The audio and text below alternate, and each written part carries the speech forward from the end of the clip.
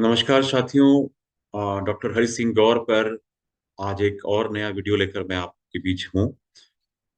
साथियों, जैसा पता है कि हम सबके लिए गौर साहब क्या मायने रखते हैं और गौर साहब का हमारे जीवन में क्या महत्व है और उनका जो कंट्रीब्यूशन है हम सबको किस प्रकार से प्रभावित करता है।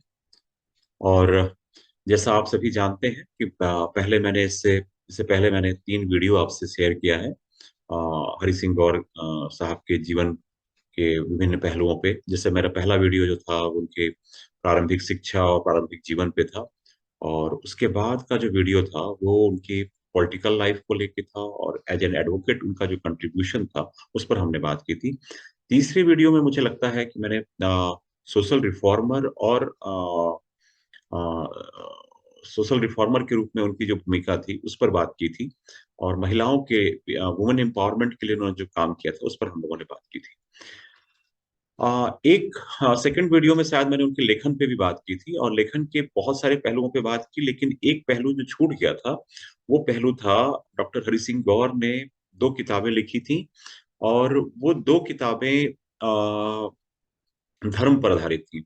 पहली पुस्तक जो बहुत प्रचलित है, बहुत चर्चित है, उस पुस्तक को आप लोग सभी जानते हैं, स्पिरिट ऑफ बुद्धिज्म। ये एक बहुत बेहतरीन किताब थी कई मायनों में, क्योंकि बुद्धिज्म को लेके बुद्धिज्म भारत में एक ऐसा आंदोलन रहा, या कह सकते हैं कि पहली बार कह सकते हैं, जैसे पहली क्रांति हम कहते हैं कि यदि वैदिक युग था और उपनिषद काल था, तो दूसरी क्रांति के रूप में हम देखते हैं जो क्रांति का अर्थ यहाँ पे विचारों से है, और वैचारिक रूप से ये एक अत्यंत क्रांतिकारी धर्म था बौद्ध धर्म। और जो छठी शताब्दी ईसा पूर्व में इसका उदय हुआ, और गौतम बुद्ध इसके प्रणेता थे। गौतम बुद्ध ने जिन बातों को किया, और एक प्रकार से कह सकते हैं कि जीवन को जीने का एक नया तरीका या सहज तरीका, सरल तरीका, जिसमें किसी भी प्रकार का कोई आडंबर नहीं होगा, किसी प्रकार का कोई संकीर्णता नहीं होगी। ये बात देकर वो छठी शताब्दी ईसा पूर्व में बात करते हैं। और मैं ये बताना चाहता हूँ कि गौर साहब ने अलग अलग धर्मों का अध्ययन किया, कुरान भी पढ़ा, बाइबल भी पढ़ा, भारतीय हिंदू धर्म ग्रंथों को पढ़ा। इसके बाद जब वो बुद्धिज्म की तरफ वो आकृष्ट दिखाई देते हैं, बौद्ध धर्म से वो प्रभावित दिखाई देते हैं। अ, लेकिन उनका ये मानना था, और मैं आपको बता दूं कि डॉक्टर गौर साहब जो है वो ईश्वरवादी थे और ईश्वर पर उनका विश्वास था। लेकिन साथ ही साथ वो कुछ कुछ चीजें ऐसी थीं जो उनको उद्वेलित करती थीं, जो समाज में असमानताएं हैं, जो संकीर्णताएं हैं, और बहुत सारी चीजों पर उनकी एक आपत्ति थी। उन चीजों को वो अपने ऑटोबायोग्राफी में बात करते हैं, 7 लाइव्स में बात करते हैं। तो जब स्पिरिट ऑफ बुद्धिज्म उन्होंने लिखा, तो स्पिरिट ऑफ बुद्धिज्म जो किताब है, जैसा मैं बताता हूँ आपको कि इस किताब की जो भूमिका है, उस भारत के पहले नोबेल पुरस्कार विजेता, हम सभी के बहुत सम्मानीय गुरुदेव रविन्द्रनाथ ठाकुर ने उसकी भूमिका लिखी थी। और रविन्द्रनाथ ठाकुर ने जब वो भूमिका लिखी होगी तो आप समझ सकते हैं कि गौर साहब किस प्रकार से उनसे संबंध रहे होंगे, रविन्द्रनाथ ठाकुर जी से। और और इस किताब को उन्होंने गांधी जी को भी उन्होंने भेंट की, और गांधी जी ने भी इस किताब को पढ़ा। और गांधी जी जब इस किताब को पढ़ते हैं, पढ़ने के बाद वो अब एक टिप्पणी करते हैं कि जो किताबें मैंने अब तक बौद्ध धर्म पे पढ़ी उनमें से ये सबसे बेहतरीन और बृहद है। तो ये जो बातें हैं, कि खास करके स्पिरिट ऑफ बुद्धिज्म के किताब के बारे में, जो बाहरी रूप से हम समझ सकते हैं, या उनकी गांधी गांधी की जो ये टिप्पणी है, ये अपने आप में बहुत महत्वपूर्ण थी। क्योंकि गांधी का भी जो वही रास्ता था जो बुद्ध का रास्ता था, सत्य, अहिंसा, सत्याग्रह की जो बात कह रहे हैं। तो इस प्रकार से आप देखिए कि एक तरफ गौर साहब हैं, एक तरफ रविन्द्रनाथ ठाकुर हैं, और दूसरी तरफ गांधी। ये 3 लोग उस समय के बड़े लोग। और इसी समय मैं एक और नाम लूं तो बाबा साहब भीमराव अंबेडकर, जो बाद में उन्होंने हिंदू धर्म छोड़कर बौद्ध धर्म को अपनाया। यहाँ पे अंतर दिखाई देता है गौर साहब और अंबेडकर जी में, कि अंबेडकर इतने असंतुष्ट हुए कि वो धर्म छोड़कर वो बौद्ध धर्म को अपनाया। लेकिन यहाँ पे डॉक्टर गौर धर्म को छोड़ने की बात नहीं करते और उनकी आस्था ईश्वर में होती है। लेकिन जो हमारे समाज में असमानता थी, चाहे वो जाति को लेके हो, चाहे महिलाओं को लेके हो, और या किसी भी प्रकार की जो जो बंदिशें थी कि शिक्षा कौन ग्रहण कर सकता है, कौन नहीं कर सकता है, समाज का कौन से लोग करेंगे और कौन से लोगों को ये अधिकार नहीं होगा। इस बात की ये बात उनको उद्वेलित करती है, और यही बड़ा कारण है कि अ, उन्होंने ये किताब लिखी स्पिरिट ऑफ बुद्धिज्म, और वो बुद्धिज्म के फेवर में बात करते हैं, और बुद्धिज्म को लेके उनकी जो अपनी अवधारणाएं हैं, तो वो यदि आप समझेंगे तो मैं कह सकता हूँ कि जैसे बुद्ध जी का जो मार्ग है, मतलब यदि उसको समझना चाहें तो वो एक बात और कहते हैं गौर साहब कि बौद्ध धर्म नहीं है, एक जीवन का दर्शन है, वे ऑफ लाइफ है। इसको अपनाने की जरूरत है। धर्म को अपनाए या ना अपनाए ये अलग मसला हो सकता है, लेकिन उनका कहना है कि ये इतनी सिंपल चीजें हैं, इतनी साधारण चीजें हैं, इतनी सामान्य चीजें हैं जो बुद्ध कह रहे हैं। और देखिए, मजे की बात यह है कि उपनिषदों में ये सारा ज्ञान था। सत्य की बात है, सत्य की अवधारणा है, अहिंसा की भी बात होती है, और तमाम जो बुद्धिज्म में ने जो चीजें बाद में अपने अंदर जो जिस चीजों को वो बताते हैं अपने 10 सील के अंदर, और तमाम उन चीजों को, तो ये सब सारी बातें उपनिषदों में हैं, चाहे वो ईशावास्य उपनिषद हो, कठोपनिषद हो, छांदोग्य उपनिषद हो, ये मांडुक्य उपनिषद हो, तो हम उन उपनिषदों में था। लेकिन समस्या ये थी कि इन उपनिषदों की जो भाषा थी वो क्लिष्ट थी, यानी कि संस्कृत थी, और संस्कृत उस समय जो जिस जिस लेवल की संस्कृत में वो लिखी गई, तो कहने का अर्थ ये था कि वो जन सामान्य से उस प्रकार से नहीं जुड़ पाई जिस प्रकार से जुड़ना चाहिए। यहाँ पे बुद्ध इसलिए महत्वपूर्ण हो जाते हैं छठी शताब्दी ईसा पूर्व में कि वो जन की भाषा, आम जन की भाषा में अपने विचार व्यक्त करते हैं, और उनको जो संपादित भी किया गया, जो जिनको संकलन किया गया, हालांकि बुद्ध के विचारों को उस समय संकलन नहीं हुआ। उनकी मृत्यु के बाद जो प्रथम संगीति हुई और उसके बाद द्वितीय संगीति हुई, इनमें अलग अलग समय में उनके विचारों को संकलन किया गया। बौद्ध विहार के जो नियम होंगे, उनके अनुशासन क्या होंगे, बुद्ध के जो मूल विचार हैं उनका जो संकलन, जो सुत्त पिटक, विनय पिटक, और बाद में हम देखते हैं अभिधम्म पिटक के रूप में किया गया। तो ये जो चीजें थी, इसकी जो भाषा थी वो जन सामान्य की भाषा। और कहीं ना कहीं बुद्ध ने जिस भाषा में बात की थी जनता के सामने, लोगों के सामने, यही बड़ा कारण था कि वो उनको अपन प्रभावित कर पाए। दूसरा, बौद्ध धर्म का जो रास्ता था वो ये था कि किसी प्रकार के भेद के खिलाफ, मानव का मानव से किसी प्रकार का जो भेद है, या इंसान का जो वर्णाश्रम है, या वर्ण जो जाति की जो अवधारणा थी, जो सनातन धर्म में बाद में ये बात आकर आई। पहले तो वर्णाश्रम धर्म की बात आई कि डिवीजन ऑफ लेबर के हिसाब से, यदि हम ऋग्वेद में देखते हैं पुरुष सूक्त में, तो वो बातें की गई। लेकिन बाद में आप देखेंगे कि ये जो वर्णाश्रम, जो डिवीजन ऑफ लेबर की बात यदि रही होगी, तो उसको हमने विकृत किया, और एक जाति के रूप में उसमें एक हायरकी, कि फला जाति जो है ये ऊपर होगी, उसके बाद दूसरी होगी, तीसरी होगी, और फिर चौथी होगी। और जो चौथी होगी वो एक प्रकार से उसके लिए कुछ रेस्ट्रिक्शंस थे, चाहे वो शिक्षा की बात हो, चाहे समाज में अलग उनको एक प्रकार से दर्जा दिया गया। जो सुविधाएं थी, जो प्रिविलेज थी, वो पहले 3 कैटेगरी में। ये जो चीजें, जाति व्यवस्था का स्थापित होना। दूसरा, जो वैदिक धर्म में जो यज्ञ की बात हुई, यज्ञ बहुत खर्चीले हो गए, उसमें पशुओं की बलि दी जाने लगी, और जिस प्रकार से एक प्रकार से कह सकते हैं कि यज्ञ अनुष्ठान, ये जो कर्मकांड है, ये जब बढ़े वैदिक अनुष्ठान, तो उसके पैरेलल यदि जब छठी शताब्दी ईसा पूर्व में हम देखते हैं कि बुद्ध ने जो अपने विचार व्यक्त किए, बुद्ध ने जो बातें की, वो ऐसा था जिसमें कि कोई आडंबर की बात नहीं थी, किसी यज्ञ और अनुष्ठान की बात नहीं थी। तो ये ज्यादा लोगों को अट्रैक्ट किया, और लोग उनसे जुड़ते गए। इसी बात को गौर साहब अपने तरीके से कहते हैं कि गौर साहब का ये मानना था कि चूंकि वो धर्म बहुत, जो बातें थी बहुत सरल थी, कुछ भी उसमें ऐसा नहीं था कि हमको सत्य बोलना चाहिए, हमको हिंसा नहीं करनी चाहिए, हमको चोरी नहीं करना चाहिए, हमको धन का संग्रह नहीं करना चाहिए, ब्रह्मचर्य का पालन करना चाहिए। साथ ही साथ जो चार जो चीजें हैं, ये भी हम लोग जानते हैं कि हमारे दुखों का कारण क्या है, हमारी इच्छाएं, और लेकिन गौतम बुद्ध ने इसको बहुत सरल तरीके से बताया कि जीवन में दुख ही दुख है। चार आर्य सत्य की बात करते हैं, जीवन में दुख ही दुख है। और यानी कि और उसके दुख का कारण हमारी जो डिजायर्स हैं, जो एंडलेस डिजायर्स है, जो हमारी अनंत इच्छाएं हैं, वो एंडलेस डिजायर जो है हमारे दुखों का कारण है। और इन दुखों के का हम पर काबू पा सकते हैं, ऐसा बुद्ध कहते हैं। और इन दुखों को कंट्रोल किया जा सकता है, उसके लिए उन्होंने अष्टांगिक मार्ग की बात की। इस प्रकार से गौतम बुद्ध जीवन जीने का एक नया रास्ता, एक नया मार्ग बताते हैं, और तमाम तरीके से। और ये जो चीजें हैं, इन्हीं चीजों को जब हम डॉक्टर गौर से बात करते हैं और स्पिरिट ऑफ बुद्धिज्म की बात करते हैं, तो डॉक्टर गौर इसी बात को कहते हैं। और चूंकि डॉक्टर गौर एक और किताब लिखे थे, हाँ, रिलीजन एंड रैशनलिज्म पे जो बात करते हैं, उसमें वो मानवता धर्म की बात करते हैं। तो उस मानवता के, क्योंकि मानवता के पक्षधर थे। मानवतावाद जो कह सकते हैं कि ह्यूमनिज्म, या मानव का जो धर्म है, मानवतावाद, इस धर्म को सबसे बड़ा मानते हैं।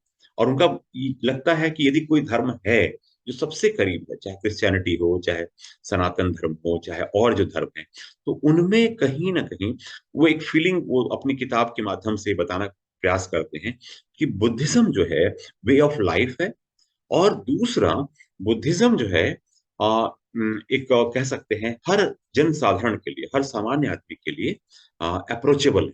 एक प्रकार से उसको हम कर सकते हैं। उसमें कुछ किसी प्रकार का हमको अलग से कोई रिचुअल नहीं करना, कुछ अलग से हमको जीवन के लिए नहीं करना। और एक प्रकार से ये मानवता का संदेश जो बुद्ध दे रहे होते हैं 6वीं शताब्दी ईसा पूर्व। यही कारण है साथियों की श्रीलंका में, बर्मा में, और पूरे चीन, जापान, तमाम उन देशों में ये फैला।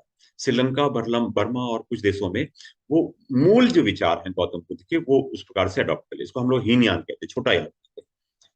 लेकिन हाँ, जैसे चीन है, जापान है, कुछ ऐसे और देश थे, तो उन लोगों ने थोड़े बहुत बदलावों के साथ उसको स्वीकार कर। और भारत में हम देखते हैं कि जो बौद्ध धर्म है, दो विभागों में बढ़ गया, हीनयान और महायान। हीनयान के समर्थक वो लोग थे जो गौतम बुद्ध के मूल विचारों के साथ थे। गौतम बुद्ध ऐसे तो ईश्वर ईश्वर की अवधारणा पे बिलीव नहीं करते हैं, आत्मा पे बिलीव नहीं करते हैं, लेकिन वो सनातन धर्म से एक समानता रखते हैं, जो है पुनर्जन्म। और पुनर्जन्म की अवधारणा को, और जब वो उनसे प्रश्न पूछा जाता है गौतम बुद्ध से, ये पूछा गया, उनके शिष्यों ने पूछा कि पुनर्जन्म के बाद क्या, मतलब इस जन्म के बाद क्या, तो वहां पे फिर वो जवाब नहीं देते। कई जगह पे उसके लिए वो एक प्रकार से अपना मौन धारण करते हैं, और उस पे कोई विशेष अलग से टिप्पणी नहीं करते कि मृत्यु के बाद क्या। आत्मा की अवधारणा को अस्वीकार करते हैं, लेकिन मृत्यु के बाद क्या होगा उस पर बात नहीं करते। वो इस बात को कहते हैं कि मनुष्य का जो कर्म फल का जो चक्र है, जो साइकिल है, वो तब तक चलेगा जब तक कि कर्म फल पूरी तरह से ना हो। यानी कि जितना आपको डिजर्व किया जाता है, तब तक आप जन्म और मृत्यु के चक्र में बंधे हो। यही बात तो आपके सनातन में भी कह रहे हैं। लेकिन अंतर जो है, जो बड़ा अंतर ये है कि बुद्धिज्म और सनातन धर्म में हम जो बड़ा अंतर देखते हैं, वो ये है, वो है आडंबर। जो जो रिचुअल्स थे, जो यज्ञ थे, अनुष्ठान थे, जो खर्च हो रहे थे, पशु बलि की बात हो रही थी, हिंसा की बात हो रही थी, तो वो उसका उसका ये एक विकल्प के रूप में देखते हैं। लेकिन आप देखेंगे कि बुद्धिज्म में ये समस्याएं बाद में धीरे धीरे जब हम महायान देखते हैं, फिर वो मूर्ति पूजा करने लगते हैं, और तमाम तरीके से फिर बाद में भारत में फिर वज्रयान और तारापंथ और अलग अलग पंथ बनते हैं, और वो तमाम बुराइयां जो सनातन धर्म में हम दिखाई देती हैं, वो तमाम बुराइयां फिर उसमें भी आने लगती हैं। फिर वो अंधविश्वास, जादू टोना, तमाम वो चीजें उसमें धीरे धीरे आने, और यही कारण रहा। और फिर उसका दूसरा कारण, भारत में बौद्ध धर्म के पतन का एक बड़ा कारण ये भी माना जाता है कि शंकराचार्य ने जो अद्वैत की जो अवधारणा दी और पूरे भारत में जो एक मिशन के रूप में निकले, वो भी एक बड़ा कारण कहा जाता है। खैर, कारण जो भी रहे, लेकिन ये मानना पड़ेगा कि बुद्ध के विचारों से हम विलग होते चले गए, इसलिए भारत में बौद्ध धर्म उस तरीके से नहीं। आज दुनिया के कुछ ही देश हैं जहां पे बुद्ध की जो मूल विचारधारा पे हम लोग हैं। अन्यथा बुद्ध को फिर हम ईश्वर के रूप में हम स्वीकार कर रहे हैं, भगवान बुद्ध कह रहे हैं, ये उस अवधारणा के खिलाफ। और गौर साहब भी इन चीजों को इंगित करते हैं। गौर साहब इसी बात को कहते हैं कि जो बुद्ध ने की जो मूल विचारधारा है, यदि हम उसके साथ रहते हैं तब तो बहुत अच्छी बात। लेकिन जैसे जैसे आज मतलब जब वो 20वीं शताब्दी की बात कहते हैं, और जब 20 से 29 के बीच में जो किताबें जो जो लिखते हैं, 1929 में किताब पब्लिश हुई थी, तो 1920 से 1930 के दशक में जब ये किताब लिखते हैं तो कहते हैं कि अब जो बुद्ध धर्म है, जो बौद्ध धर्म है, उसमें वो उसमें वो बात नहीं है जो गौतम बुद्ध ने की। तो स्पिरिट ऑफ बुद्धिज्म पे उनका जो फोकस है वो वे ऑफ लाइफ।